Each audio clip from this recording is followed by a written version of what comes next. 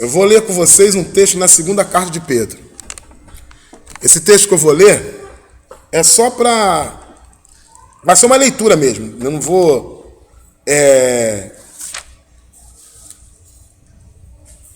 E depois, se der, eu até continuo naquele texto... Obrigado, irmão. Eu até continuo naquele texto de 1 Coríntios também, para nós entendermos melhor por que a guerra de Coríntios era tão dividida. Mas 2 Pedro, no capítulo 1,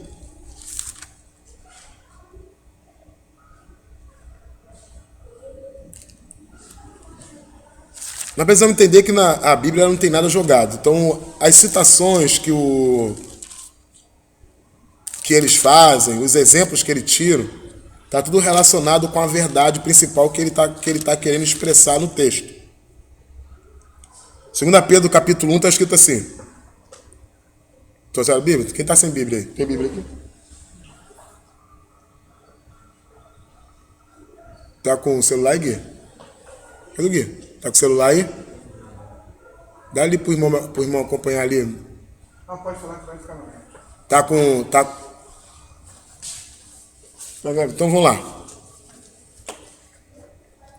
Simão Pedro, servo e apóstolo de Jesus Cristo, aos que conosco alcançaram a fé igualmente preciosa pela justiça do nosso Deus e Salvador Jesus Cristo.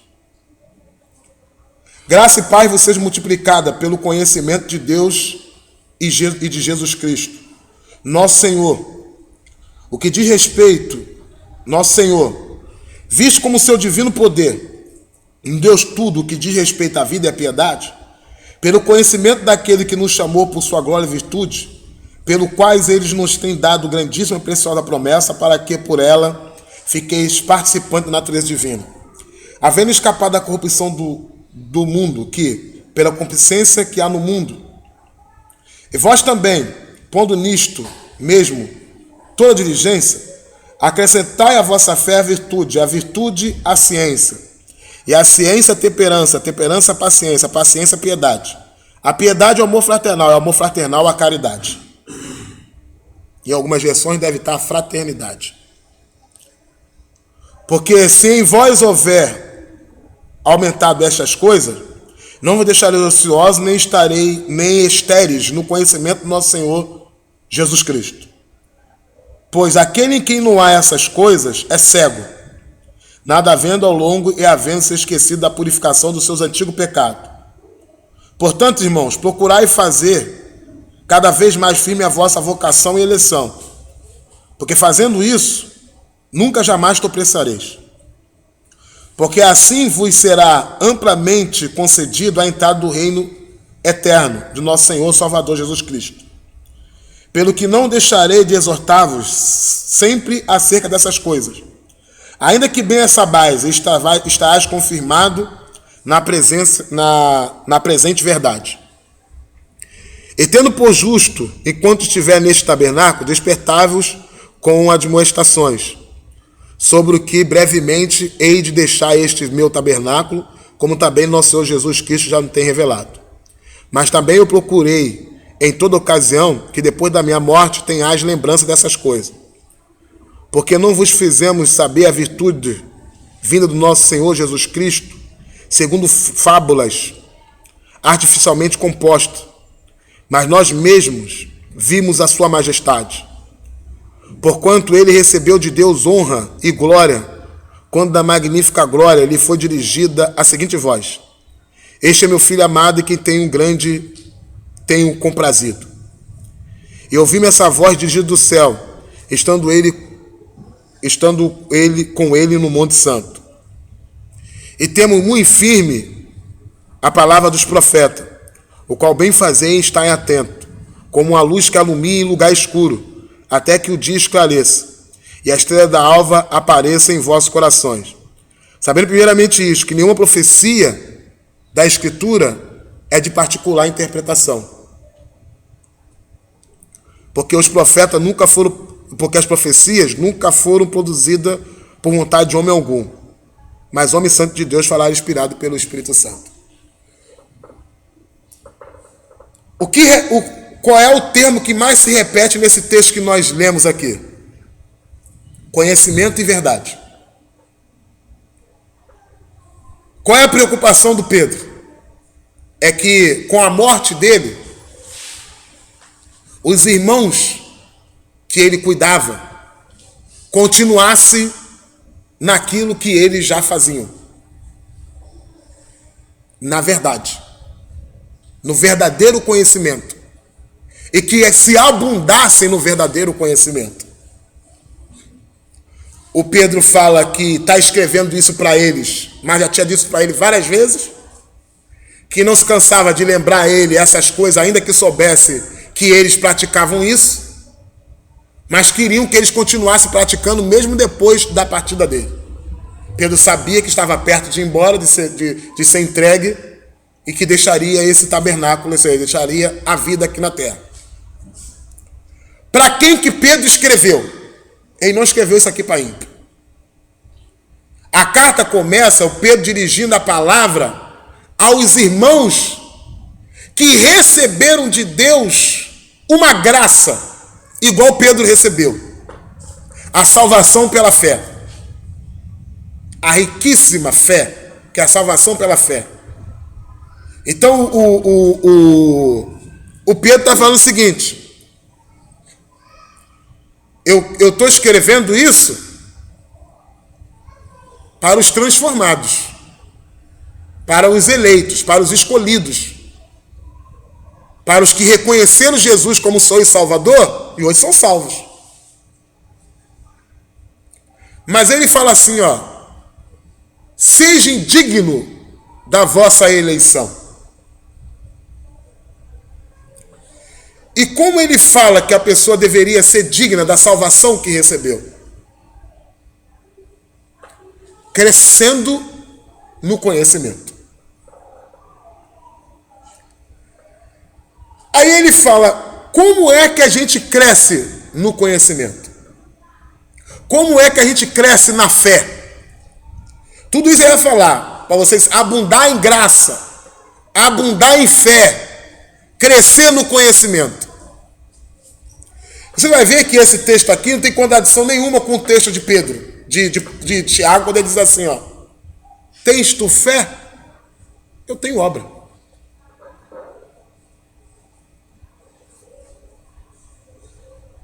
Mostra aí a tua fé. A fé não é palpável. Eu mostro a minha fé pelas minhas boas obras. A salvação é pelas obras? Não. Mas o salvo demonstra a sua fé pelas obras.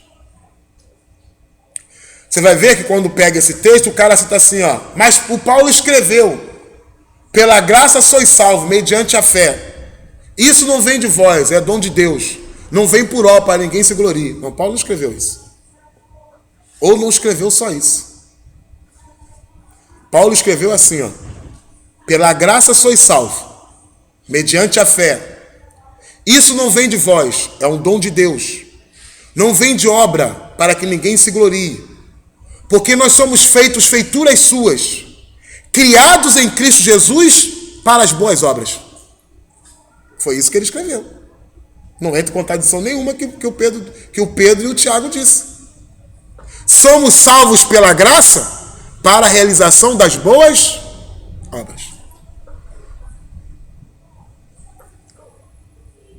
É muito difícil haver comunhão num local onde as pessoas não se ajudam. Não é difícil, não existe comunhão. Não existe nenhum lugar onde há comunidade, porque quando se fala em comunidade, já se lembra de troca, de compartilhamento. Não estou dizendo que a gente deve viver com as pessoas pelo interesse. Mas o que é uma família? Se não doação de um para o outro. Qual o membro da família que não se doa? Você pode reparar, ele é o que é menos contextualizado com a sua própria família, com os membros da sua família, com os parentes.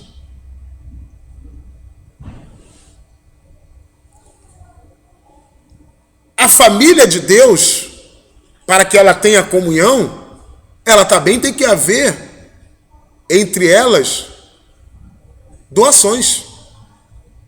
Todo tempo. De todo jeito. De acordo com a necessidade que a pessoa tem. Não é de acordo com o que eu quero dar. É de acordo com a necessidade que a pessoa tem. Ah, mas tem muita gente pilantra no mundo. Jesus não mandou dar dinheiro para pilantra? Ainda que ele disse para ajudar os inimigos. Quer ver uma coisa interessante? Dá um... Deixa eu explicar uma coisa para vocês.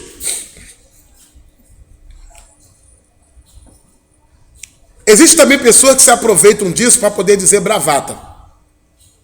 Por exemplo, eu já ouvi muito uma frase assim, ó. Irmão, quando você for doar, você tem que plantar em boa terra. Quem já ouviu essa frase? Porque se você não plantar em uma boa terra, você não vai colher. Aí ele dá um exemplo. Veja a plantação, por exemplo. Se você não plantar numa boa terra, a terra não cresce. A planta não nasce e você não colhe o fruto. Aí ele cita a Bíblia. Tudo que o homem plantar, escolherá. Está lá em Gálatas. Qual o problema disso? É que ele fez a maior loucura da paróquia. Primeiro que o texto de Gálatas capítulo 6 não está falando sobre dinheiro, está falando sobre vida eterna. Mas ainda que ele dá o entendimento também dessas coisas. Ele fala, o texto continua. Aquele que plantar da carne correrá a corrupção. Mas aquele que plantar do Espírito colherá a vida eterna. Tudo bem. Mas o que você planta, você colhe. Mas esse negócio de você plantar em boa terra, como eles apresentam, e colocando como isso o ministério deles como sendo boa terra, isso é mentira. Sabe por quê? Jesus mandou plantar em mal terra, em terra má. Para que você seja parecido com o Altíssimo. Se você só planta para colher, você é uma pessoa comum, todo mundo planta para colher. Mas Deus plantou em local que ele sabia que não ia colher.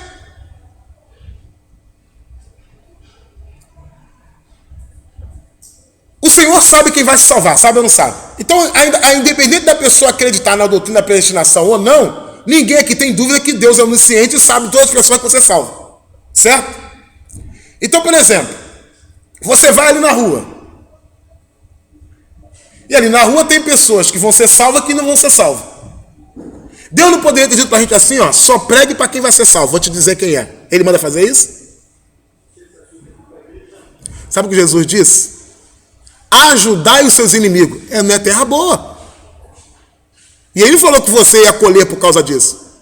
Ele disse, para que você seja parecido com o Altíssimo. É assim que o texto termina. Para que seja parecido com o vosso Pai que está no céu. Que faz com que o sol nasça sobre todos, sobre justo e injusto. Assim também quer o Pai que vocês plantem na terra. Essa má terra que eles querem... não é dizer que você deve pegar um cara herético, um cara que blasfema da palavra de Deus, e fazer isso. Não é isso. Mas entendeu o que Jesus está dizendo?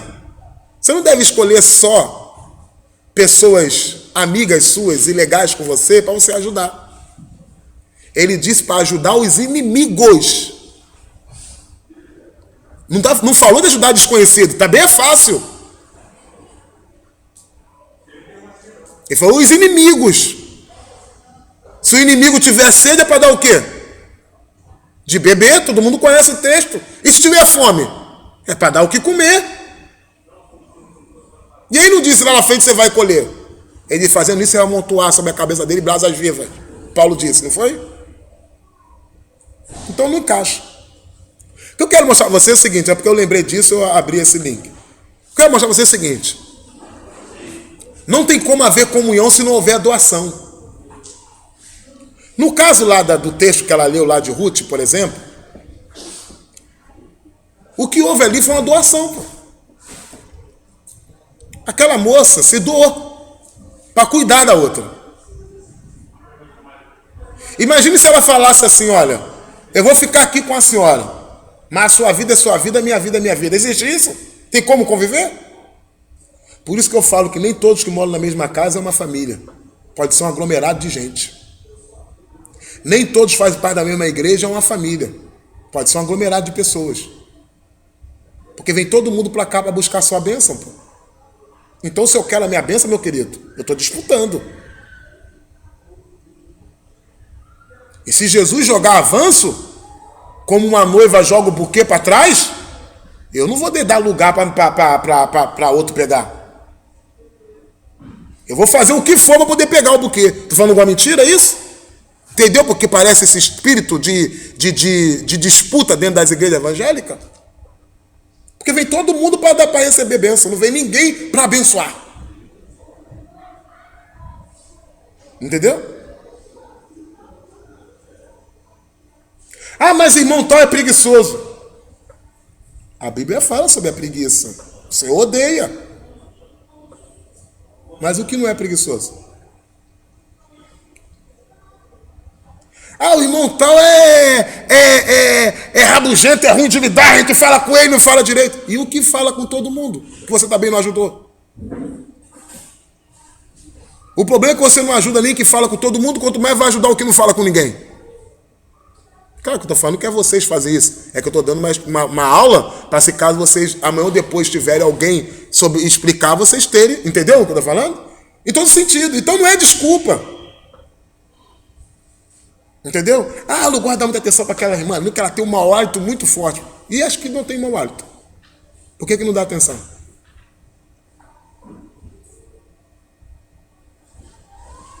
Está entendendo o que eu estou dizendo? É que nós temos a tendência natural, todo ser humano, de sempre nos colocar como vítima da situação. E de colocar, eu não fiz porque não deu. Mas a palavra de Deus fala assim no livro de Tiago. Aquele que sabe, não é que pode. O texto diz, aquele que sabe fazer o bem e não faz, peca. Isso é muito sério, né, cara? Vocês querem ver como é que Tiago... Eu falo para o cara que o Tiago ele fez o que todo mundo deveria fazer. Né? Nada mais que ele fez foi pegar as passagens de Jesus e falar de novo, em outras palavras. Vocês lembram da parábola do bom samaritano? Ali também conta a história de Cristo e a igreja. Mas na parábola do bom samaritano, aquele cara que estava moribundo no caminho, o que aquele sacerdote fez? Quem foi que roubou aquele cara e deixou ele quase morto? Foram os ladrões e salteadores. Foram eles que fizeram mal? Jesus não cita ele como sendo a pior pessoa que fez o mal contra aquele homem, mas cita aqueles que passaram de largo. Entendeu? Aqueles caras fizeram algum mal para aquele homem? Na lógica humana, não. Passou direto. Não, mas foram eles que fizeram a pior coisa para Jesus. Não foram os salteadores. O Tiago fala assim, aquele que sabe fazer o bem e não faz, não é porque fez o mal. Aí você imagina assim, não, o cara fez o mal, pecou, não é isso? Não, Jesus fala assim, ó, se você sabe fazer o bem e não faz, você peca. Agora, quer ver como é que você também concorda com isso? Vamos dar um exemplo. Se você souber que um cara... Vou dar um exemplo que aconteceu essa noite lá no trabalho. Parece que estava vindo de um baile funk. Um cara com uma mulher na moto. Ele pegou o meio-fio e caiu com a moto. Sabe o que ele fez? Subiu na moto e deixou a mulher lá no chão. Que mal que ele fez? Nenhum. Não foi um acidente? Mas aí não socorreu a vítima. Estava com ele na moto.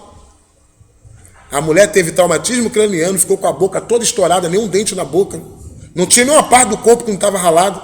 Estava viva, porque chamamos a ambulância. Eu estava até na minha hora de caída, quando aconteceu, o outro rapaz que deu o socorro total. O que aconteceu? A SAMU veio a ambulância, veio o corpo de bombeiro, levou, E o cara foi embora. Entendeu? Porque para Deus, não é só você fazer o mal, não é só quem faz o mal quem peca. Para Deus, deixar de fazer o bem também é pecado. Tão ruim quanto aquele que faz o mal. Ora, que diferença tem? Por exemplo, uma criança está no chão passando fome, vai morrer de fome. E o cara, vamos dar exemplo, uma criança está com fome, com a comida na mão, vai comer aquela comida. Aí passa um cara e rouba a comida da criança. Ela morre de fome. Tá passando você, ou eu, e tem uma criança com fome e eu tenho comida. Passa direto, a criança morre com fome. Qual foi dos dois que foi pior? Os dois foram igual. Tanto que fez o mal, como que não fez nada. Os judeus se orgulhavam de muita coisa, mas Jesus falou assim, porque vocês não fazem o bem. O Pedro, ele vai mostrar aqui na carta dele, que o crescimento da fé e o crescimento do conhecimento se manifesta na fraternidade. Se você é um homem espiritual, de fé, poder de Deus, para Deus quem é assim é um homem cheio de fraternidade. Não adianta nada o cara fazer assim, colar outra na parede. O próprio Paulo disse, gente, olha o que o Paulo disse, ó.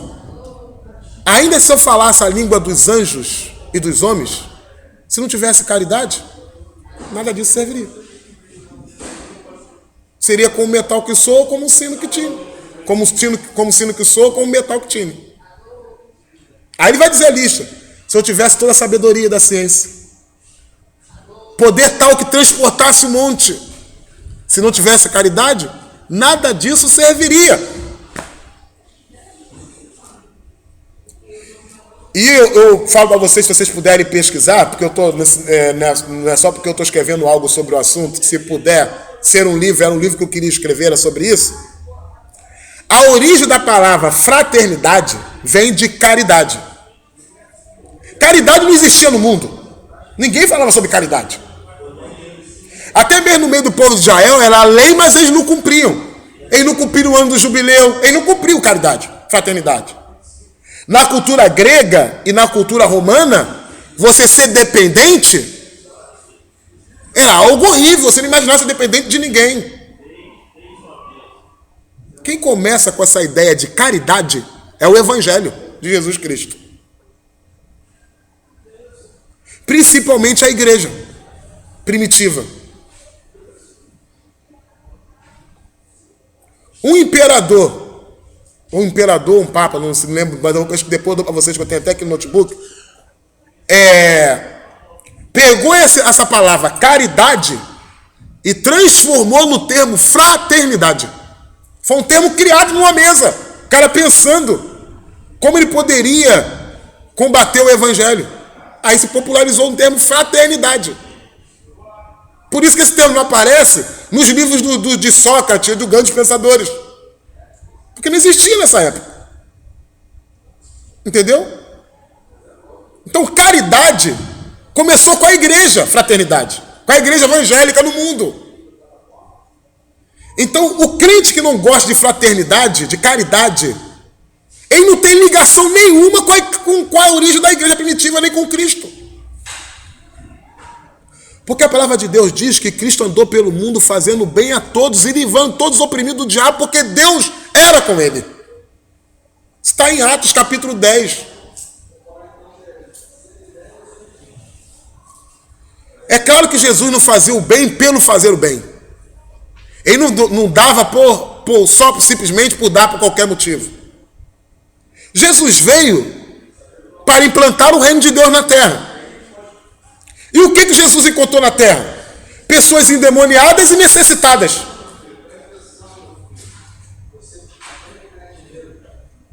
E aí o que adianta Jesus pregar 3 dias se as pessoas vão morrer de fome? Então os apóstolos não estavam nada errado quando disser, Senhor, dispensa a multidão para que eles não venham desfalecer pelo caminho. Vocês são doidos? Somos nós que temos que dar para ele de comer, dá vocês aí de comer. Ele falou, mas Senhor, o que é isso tudo para esse monte de gente? O que é só isso aqui? Para essa gente toda? O que é só isso para essa gente toda? Ele falou, o que é que vocês têm aí? Separa aí o grupo de 50 e 50. E começou a repartir o pão para todo mundo, mandou todo mundo saciado para casa.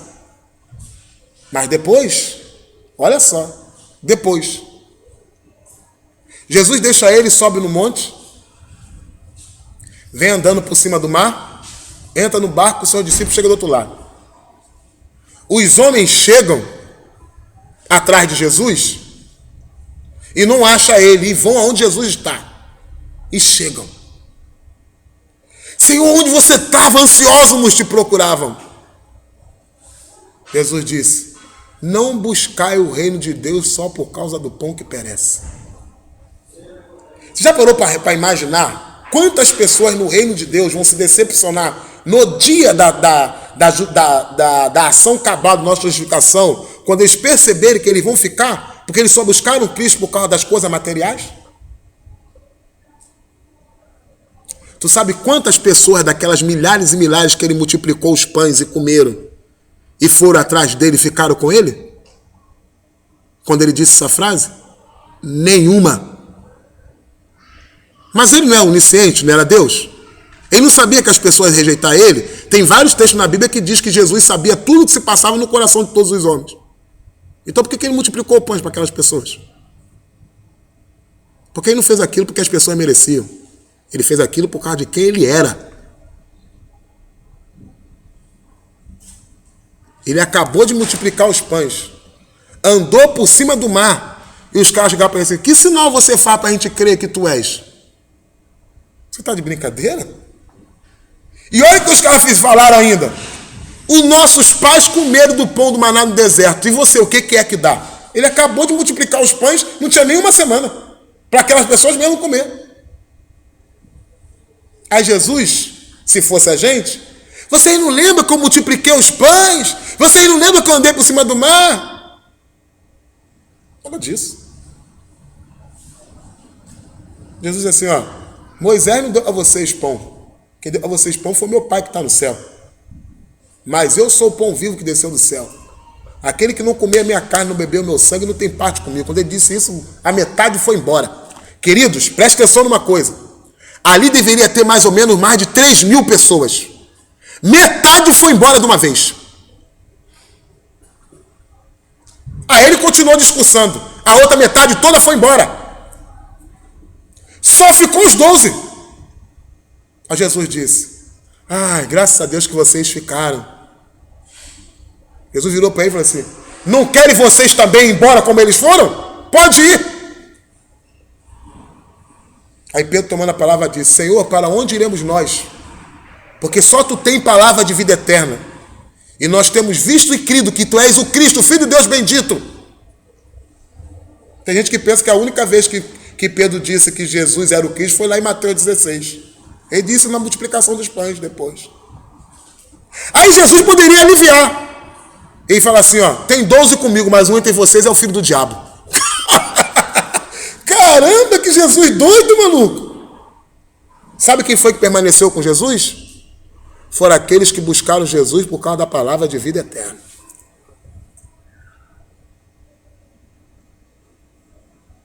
Jesus contou uma parábola. Ele disse assim, o reino dos céus é semelhante a Ele vai contar que o reino dos céus é semelhante a um semeador que saiu para semear. E tu viu por que as pessoas largaram? Teve semente que caiu no caminho. Um dos motivos. A semente que caiu entre os espinhos. O que ele disse? Mas vindo o cuidado do mundo. Da outra vez, na mesma palavra, ele disse, a perseguição por causa do evangelho. Não aguentaram ficar. Não aguenta não. Que só fica por quem tem palavra, quem está aqui por causa da palavra de vida eterna. A grande questão é que se entre a gente não houver doação, é impossível ter comunhão. Uma igreja composta de membros que não se doam, você pode ter o conhecimento que for, você pode ter o poder que for, que na verdade não é o verdadeiro conhecimento, nem é o verdadeiro poder. Porque o verdadeiro conhecimento, o verdadeiro poder se manifesta na fraternidade. Olha só. Vamos lá.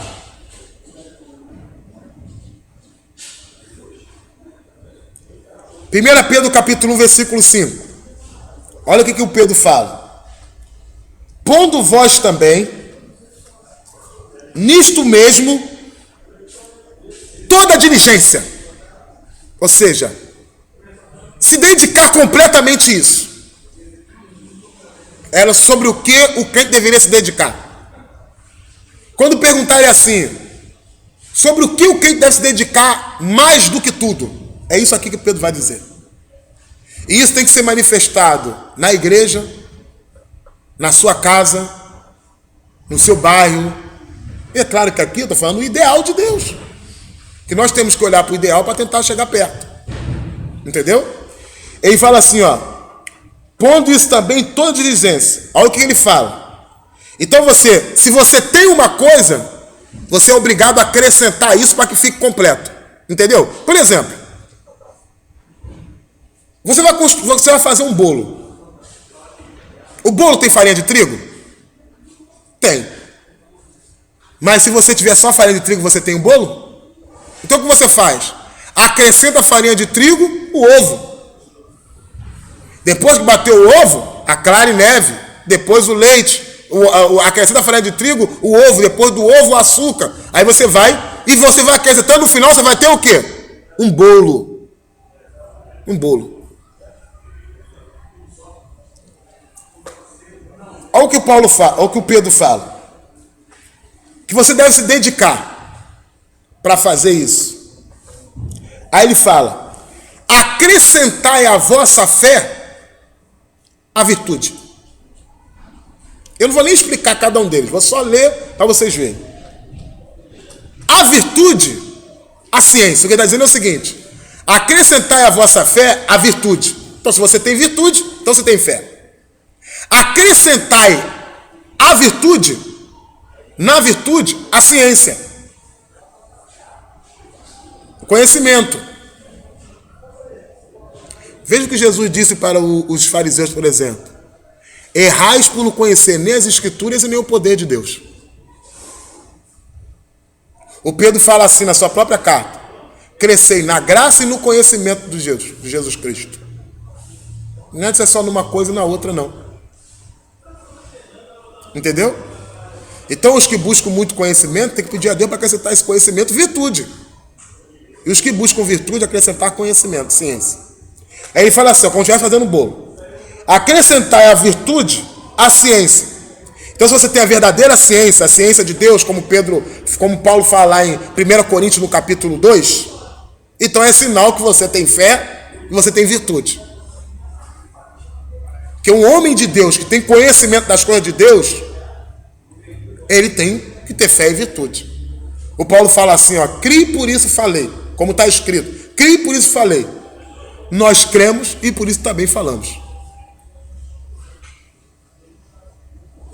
Primeiro, duas coisas o cara tem que entender. Ele tem que buscar ter o verdadeiro conhecimento bíblico. Segundo, sabe qual é a pessoa que mais deve crer naquilo que ele prega? Ela mesma. Tem muita gente que prega aquilo que nem crê. E que nem conhece direito. O Paulo fala assim, eles falam de coisas que nem entendem. Que nem conhecem. Vamos lá, só para a gente não perder muito tempo.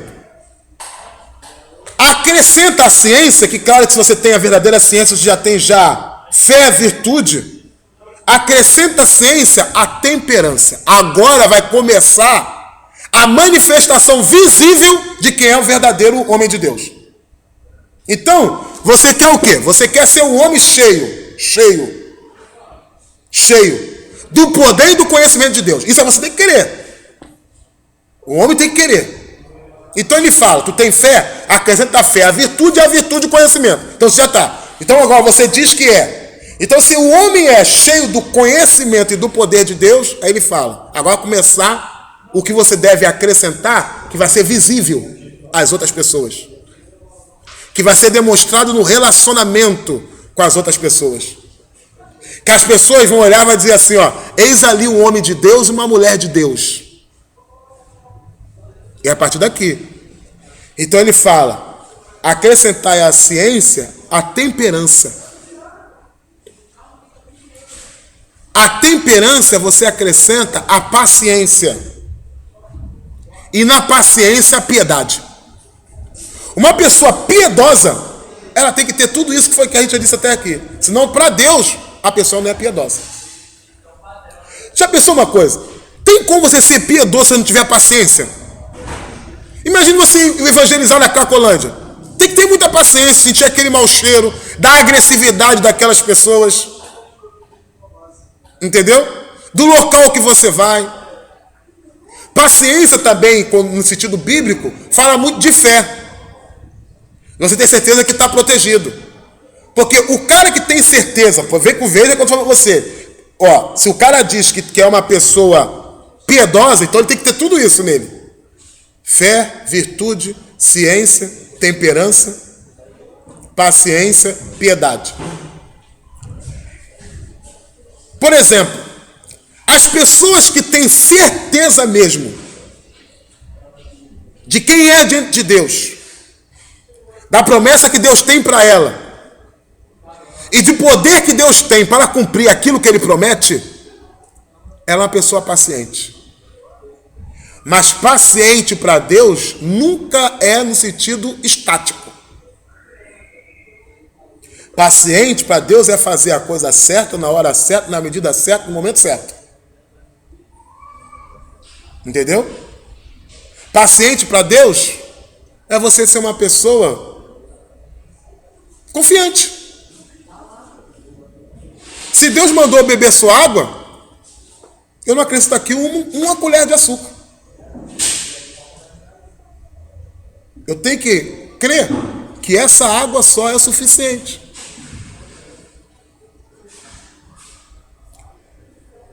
Manifestado para outras pessoas, você vai ver a temperança, a paciência e a piedade.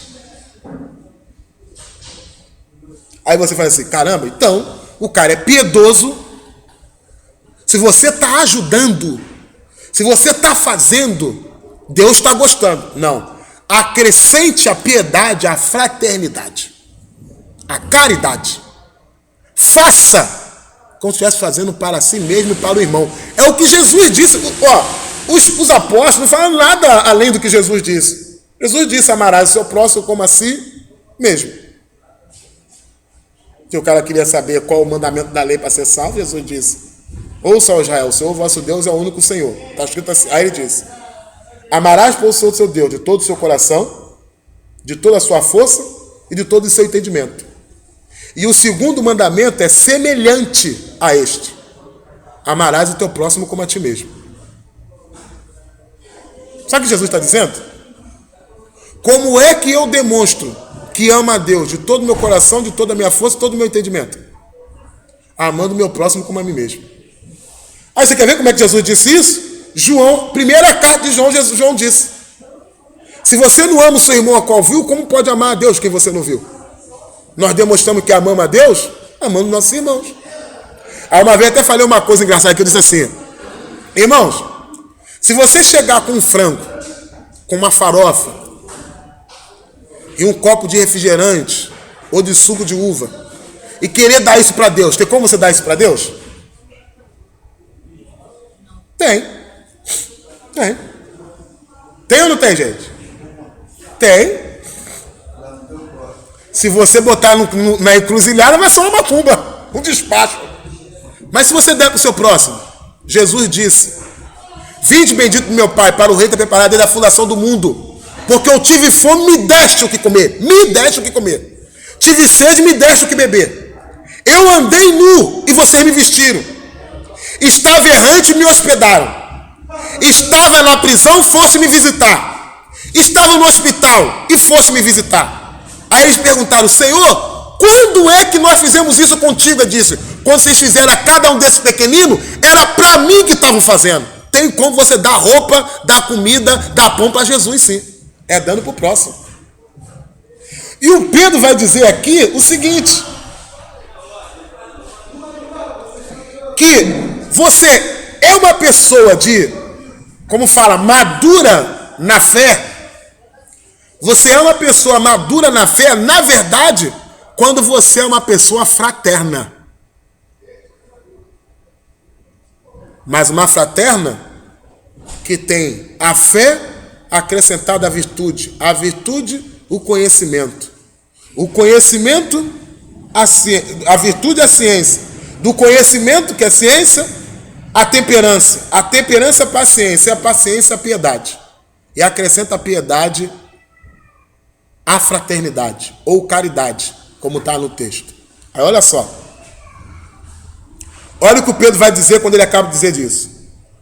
Porque se em vós não houver e aumentarem esta coisa, presta atenção, não adianta só ter, ele quer que também aumente.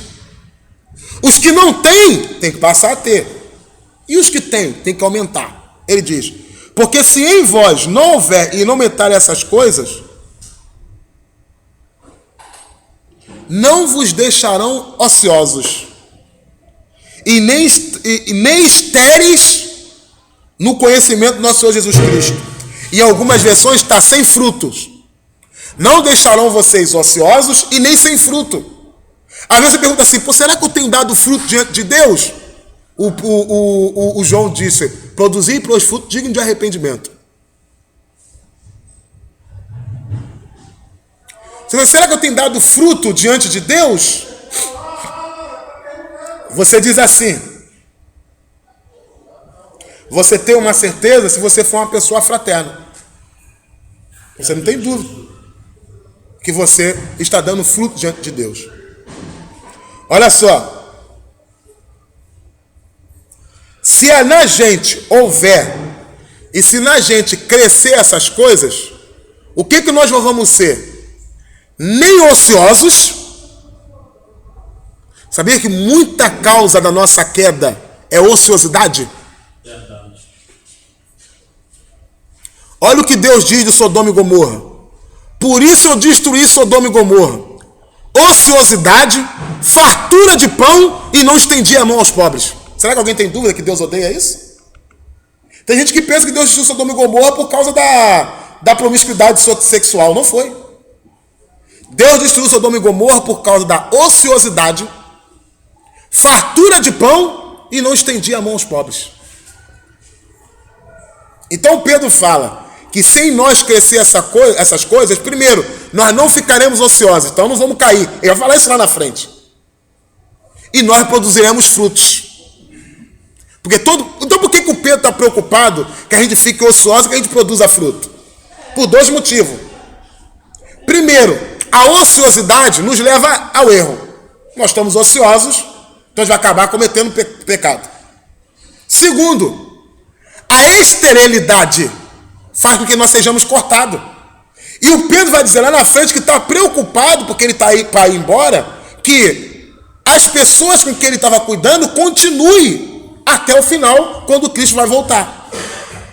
Então ele fala: se em nós houver, e para quem já tem, crescer essas coisas, você não vai ser uma pessoa ociosa e nem infrutífera. Agora deixa eu lembrar uma coisa: tem gente que diz assim, mas eu não sou ocioso, porque eu trabalho muito. Eu às vezes digo isso, porque eu trabalho muito mesmo. Mas o Senhor também quer que você tenha trabalho que produz fruto de arrependimento. Olha o que o João diz: produzir, pois, fruto. Se ele falasse isso, o que os fariseus iam falar? Eu produzo. Não, digno de arrependimento. Então nós temos que produzir um fruto e temos que produzir outro. Então é só a gente orar a Deus, pedir a Deus, que Deus nos dá estratégia para que a gente consiga administrar o nosso tempo. Nós temos que pedir a Deus estratégia para administrar o nosso tempo. Aí, Nós não seremos. Por que ele fica preocupado em ser estéril? Porque foi Jesus que disse. Jesus disse em João capítulo 15: eu sou a videira verdadeira e meu pai é o lavrador. Toda vara que está em mim e não dá fruto, eu corto e lanço no fogo. Isso é muito sério, meu querido. Jesus contou uma vez a parábola da figueira estéril para explicar para Israel por que eles foram cortados. O Senhor tinha uma vinha e plantou uma figueira no meio da vinha. Olha o que Jesus está explicando. Ele falou: o Senhor tinha uma vinha e plantou uma figueira só, no meio da sua vinha. Então qual é a lógica? Se o cara tem uma vinha, ele quer colher fruto da onde? Da vinha, mas o texto não diz isso. O texto diz que ele vinha na figueira para colher fruto e não achava nela fruto. E disse: por que essa figueira ocupa espaço inutilmente? Corta ela e joga fora e lança no fogo. Aí o servo disse: não, Senhor, deixa que eu esterque perante 1 ano. Se não der fruto, aí corta e lança no fogo. O texto quer dizer: eu mesmo corto e lanço no fogo. Jesus disse isso para a nação de Israel. Mas serve para nós? Serve. Porque depois Jesus disse, quando estava no final com os seus discípulos, João capítulo 15. E Paulo disse em Romanos capítulo 11. Quando os crentes em Roma estavam se vangloriando de serem escolhidos por Deus no lugar dos crentes em Roma estavam se vangloriando por ser escolhidos por Deus no lugar dos judeus, o que Paulo fala? Lá em Romanos capítulo 11. Pela incredulidade deles, eles foram cortados. Está usando o mesmo termo que Jesus usou da árvore, de um galho que é cortado. Aí Paulo continua dizendo: mas vós, contra a natureza, sois jombuzeiro bravo, foram enxertados na videira. Por isso vocês não devem se gloriar. Porque se Deus não poupou os galhos verdadeiros, pensa que vai poupar a ti? Considerai, pois, a bondade e a severidade de Deus. Para os que caíram, severidade. Mas para os que estão em pé, bondade. Mas Deus é poderoso para pegar de novo o galho que era da videira, que está seco, e enxertar de novo da videira e fazer ela dar fruto. Aí está falando da salvação de Israel na última hora. Então Pedro tinha preocupação que aquelas pessoas se tornassem estéreis, para que não sejam cortadas. Você sabia que você pode encontrar pessoas que ela desviaram do caminho do Senhor sem ser por adultério? Sem ser por roubo? E pergunta: por que você largou Jesus? Eu não sei, quando eu fui ver, eu deixei de ir para a igreja. Esterilidade. Jesus disse assim, vós sois o sal da terra. E se o sol se tornar insípio, o que há de salgar? Para nada mais perto, não ser para ser lançado fora e ser pisado pelos homens. Quem é que faz a gente sal da terra? Jesus. E quem é que nos lança fora quando nós estamos insípidos? Vós sois a luz do mundo. Então, o crente tem que entender que o Pedro aqui está preocupado com a sua vida, com a vida espiritual de cada um, para que ninguém caia. E ele está dizendo: para que você se mantenha firme, é necessário que você seja unido. E para ser unido, você tem que mostrar fraternidade. No local onde as pessoas não se doam, não tem união nenhuma. Vejam as casas que tem por aí dividida. Quando você vai olhar mesmo a causa da divisão das casas, sabe o que é? Falta de Jesus. Não, mas eu sou crente, eu olho essa falta de Jesus. Porque Jesus só orava e lia a Bíblia? Jesus era fraterno, meu querido. Jesus vivia em comunhão. Jesus se doava até pelos seus inimigos. Se mandasse ele andar uma légua, ele andava 2. Se pedisse para ele a túnica, ele dava também a capa. Se a capa, ele dava também a túnica. Se batia nele numa face, ele oferecia a outra. Ele mandou a gente fazer isso. Isso que a gente não entende. Por isso, quando Jesus acabou de pregar o Sermão do Monte, os pessoal disseram assim, ó, esse homem fala com autoridade, não como os escribas e fariseus. Por quê? Jesus vai explicar em Mateus 23. Porque os escribas e fariseus falavam e não faziam. Com sinceridade, quem tem que gostar de dar dinheiro para os outros, mano? Para que a sua sementeira se encha. Jesus nunca disse que ia alargar celeiro para ninguém. Ele até repreendeu um cara que teve um grande celeiro numa parábola. Mas a palavra de Deus diz que ele vai dar sementeira. O que é sementeira? É aquele cesto que você separa com semente para plantar. E eu multiplicarei as vossas sementeiras. Para que você precisa de 50 sementeiras? Precisa de uma só. Mas não, eu vou dar para vocês várias sementeiras. Quando Deus chamou Abraão para abençoar Abraão, ele disse, seja tu uma bênção. Ele disse, seja tu um abençoado. Ele disse, seja tu um abençoador. E aonde Abraão passou, ele abençoou as pessoas. Entendeu?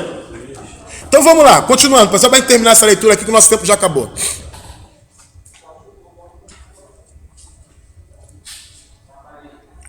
Versículo 9. Pois aquele que não há essas coisas é cego. Meu irmão, o cara pode chegar aqui pregando, meu irmão, a maior profundidade bíblica. Se ele não é fraterno, é cego. Não entendeu, como diz na gíria, o espírito da coisa. Não entendeu. Você quer ver como é que você pode andar com Jesus e ser cego? Jesus estava andando com os discípulos. Jesus ia passar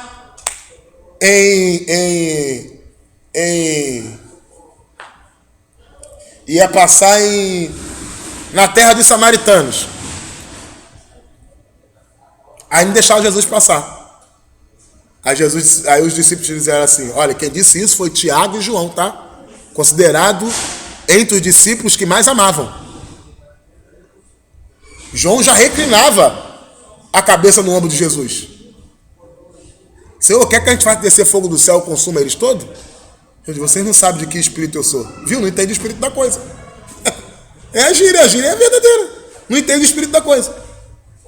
Tu acha que a gente está aqui na terra para quê? Tu acha que o Senhor nos mantém vivo para quê? Para você enriquecer e conseguir 2, 3 casas, carro e casa de praia?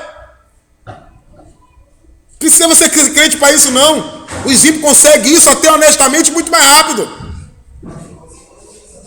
Vá para a maçonaria, você consegue isso rapidinho. Precisa um monte de pastor lá. Você acha que Deus colocou a gente aqui na terra, manteve a gente aqui na terra, para a gente ser abençoado, para a gente ganhar casa, carro e roupa lavada? Que isso, meu querido? Não tem nem essa promessa no Novo Testamento. Nem essa promessa no Novo Testamento não tem. O Paulo chega a dizer assim, meu irmão, se você tem o que dar o cotidiano da vida, esteja com isso feliz. Eu vim nu para a terra. E ele usa texto de Jó e contextualiza na vida dele. Entende isso para você? Então nós temos que ser pessoas e imaginar o seguinte, que nós já recebemos muito mais que merecemos.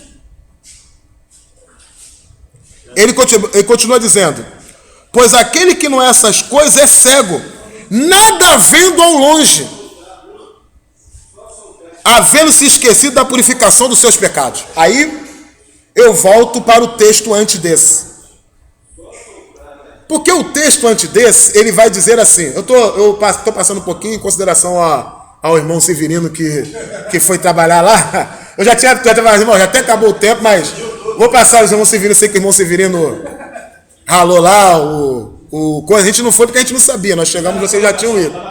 Mas é bom que aí senão não é ter aula, né? A gente vai todo mundo para lá, vocês foram lá fazer o trabalho lá, então a gente já... Então vou falar só mais 5 minutinhos para consideração ao irmão Plínio aí, que estava esperando eu dar essa aula aí. Eu estou aqui de novo dando aula já, que agora está respeitando uma escala. Ele fala, é cego, nada vendo ao longe, porque se esqueceu da purificação do seu pecado. Aí eu tenho que voltar ao começo. Porque no começo Paulo fala assim, ó. O Pedro fala assim, ó. Versículo 3. Versículo 1, versículo 2, ele começa a carta de 1 Pedro dizendo assim, olha. Que está escrevendo essa carta para aqueles que, como ele, recebeu aquela graça maravilhosa. Entendeu? Aí ele fala, visto que, aí tá dando tipo uma relembrança, fazendo, como se vocês sabem, né? Vocês têm certeza disso, né? De que vocês foram salvos dessa causa, desse jeito. Então ele fala, visto que, no seu divino poder, o Senhor já tem nos dado tudo a respeito da vida e da piedade, por isso você deve ser fraterno. E quem não é fraterno se esqueceu da purificação dos seus pecados. Entendeu o que o texto que o Pedro está fazendo? É que a Bíblia não tem nada. Se você continuar lendo, ele vai dizer, vai assim, olha, eu estou fazendo isso porque eu estou indo embora, mas eu sei que vocês lembraram. Aí você vai ver que lá na frente, ele vai falar assim, ó, porque muitos falsos mestres já estão introduzidos em nosso meio. E o que esses falsos mestres pregavam? Uma mensagem contrária a essa. E deixa eu dizer uma coisa para você. Qualquer pessoa que prega uma mensagem contrária a essa é falso mestre. Aí ele fala assim, ó, mas o castigo desses homens não tarda, logo vem. Presta atenção numa coisa, irmãos. Deus, o Pedro vai citar aqui 3 exemplos do juízo divino para dizer que aqueles homens receberão juízo por estar pregando uma falsa mensagem. E eu estou dizendo que essa falsa mensagem é porque eles pregam um evangelho diferente do evangelho fraterno.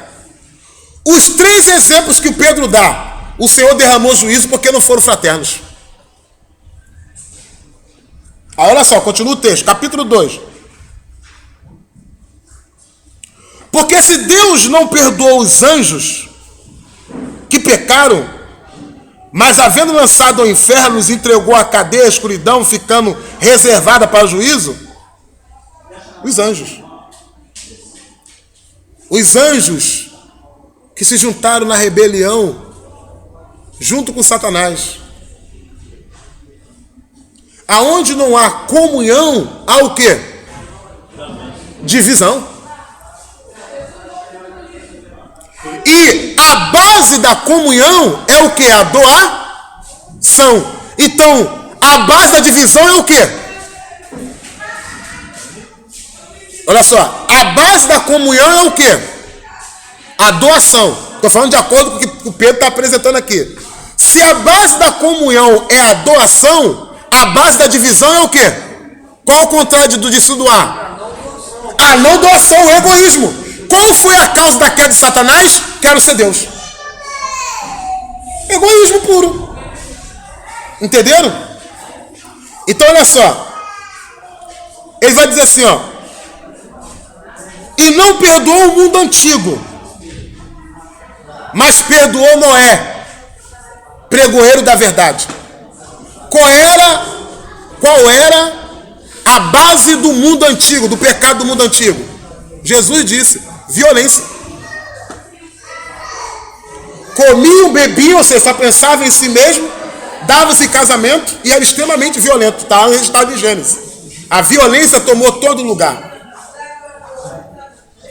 Qual é a causa da violência principal? Egoísmo. Tu já viu um cara, até a história de Robin Hood é muito bonita, né? Mas já viu um cara falar assim, irmão, eu vou te roubar para te doar? Olha o que o Paulo fala no livro de Efésios. Irmãos, ó, a nossa aula aqui vai continuando em consideração aos irmãos que foram lá na outra igreja lá pregar. Já estou terminando já. Pedi para vocês só. Então, olha só.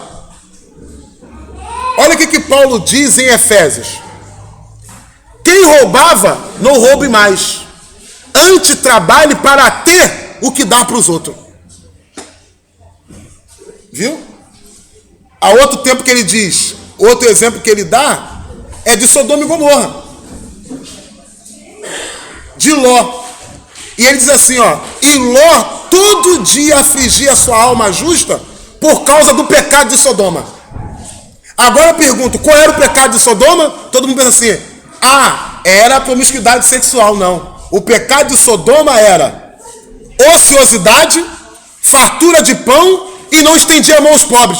Por que Ló foi para lá, para Sodoma, tão rico e saiu de lá tão pobre? Porque ele praticava essas coisas no meio de local onde ninguém fazia, não tinha como ele ficar com dinheiro. Entenderam o que o Pedro está querendo mostrar para a gente? Que para haver comunhão, tem que ter fraternidade. Amém, irmãos? Por hoje é só. Se Deus quiser, em outra ocasião a gente vai estar aí. Se Deus quiser, vai ser melhor. Me perdoe, eu não sabia mesmo. Eu não olhei a escala, a culpa não é da igreja. Eu não olhei a escala e eu não sabia que ia ter aula hoje. Então, eu só fiz essa leitura com vocês aí. Fique na